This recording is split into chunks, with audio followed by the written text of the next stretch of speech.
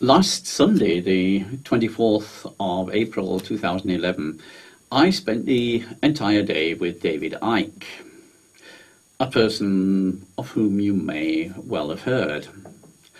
And it was a most fascinating experience. I have one or two of his books, and I watched quite a few of his videos, but to get the whole thing rolling over you in a 9-hour lecture, it really gives the whole picture. Now, some of you may remember David from 20 years ago when he was almost literally crucified on the Wogan show. However, do bear in mind that David had at that time been through a number of completely mind-blowing experiences, and he just had not got it together. And as you know yourself, when you go through very dramatic experiences, the best way to integrate them is to talk to other people about them, and that's all he did. But because he was already a television personality, he got to talk to people about it on television, and almost nobody understood what he was talking about because he himself couldn't really bring it over then. So forget that and look at what David is now. On top of which, I can personally confirm everything he said. I mean, not only is there David's own evidence there, I have independent evidence from a number of other sources which confirm pretty well everything he says. And there's nothing in what he says, nothing in what he portrays, which is inconsistent with any evidence which I possess. The whole thing makes sense. It makes sense of the whole world. Why is the world how it is, like it is? It all adds up. Now, one thing David did say on last Sunday, which I wasn't aware of, perhaps I should have been, but I wasn't until he said this, is the pineal gland. And this is actually at the base of the brain. It's sandwiched between the, shall I say, where the spinal cord comes up into the brain, and then the little cerebellum hangs at the back of the brain here, just in front of the cerebellum, is the pineal gland. Now, the pineal gland, according to David, is the gland which is responsible for letting us access high-frequency knowledge. Now, the reason I should have been aware of this is because in most of the Oriental traditions, the pineal gland sits below what is called the spiritual inlet point, which is here, at the back of the crown.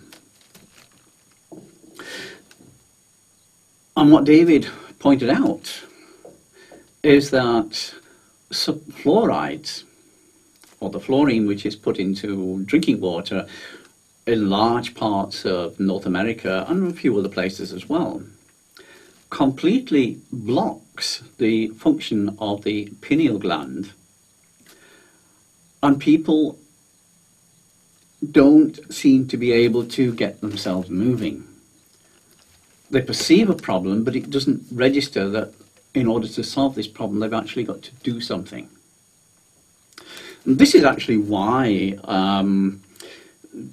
as fluorine began to be used in the 1940s and 50s, it was actually first used in Soviet gulags in Siberia on Stalin's orders, because it made the prisoners so docile that they never even thought about planning to escape.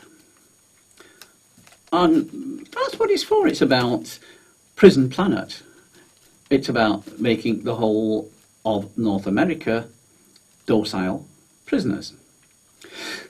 I then went on to dig a little further into this to find out what other substances will affect the proper function of the pineal gland.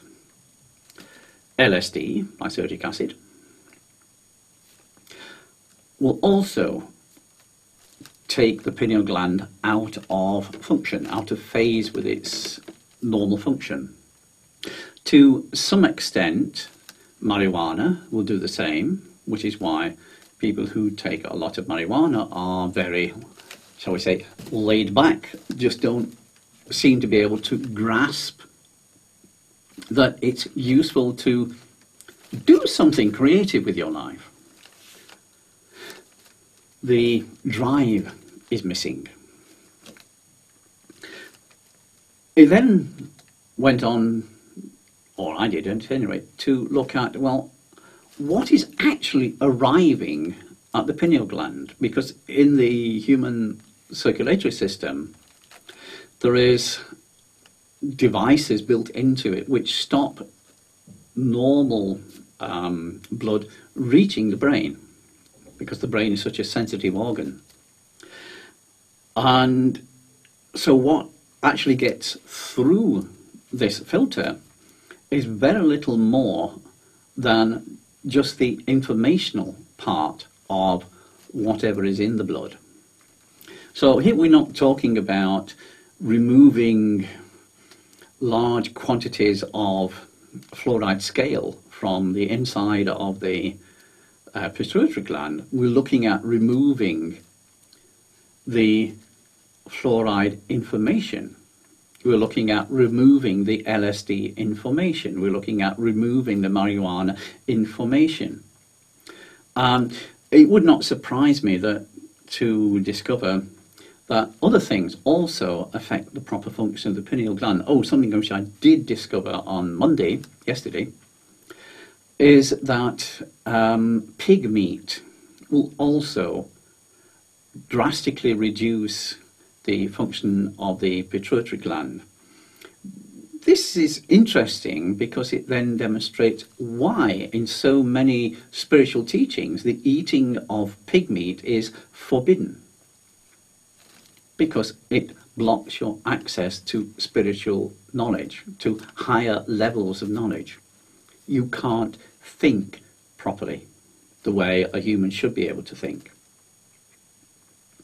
So all this stuff gets stuck in there, and it's almost all of it purely informational structures. It's not chemically there,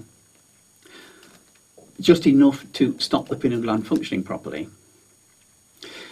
And it could well have been there for several generations. I mean, if, for example, your parents ate a lot of pig meat, then your pineal gland is going to be quite severely, shall we say, polluted with pig meat information. If you're a second generation fluoride, then the reduced intelligence of your parents will express itself in your pineal gland. So this is what we're going to do. We're going to remove all of this junk information and put the pineal gland back into its proper function. Now, this does happen fast. I mean, really fast.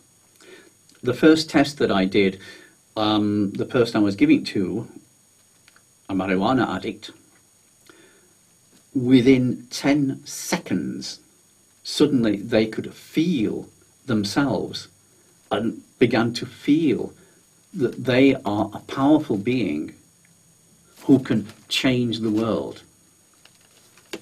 That's how fast it can be. So don't be surprised if, when you view this transmission, you get a very, very rapid response and your self-perception changes very, very rapidly. Okay, so this is the end of the introduction. Then we go right straight into the zapping your pineal.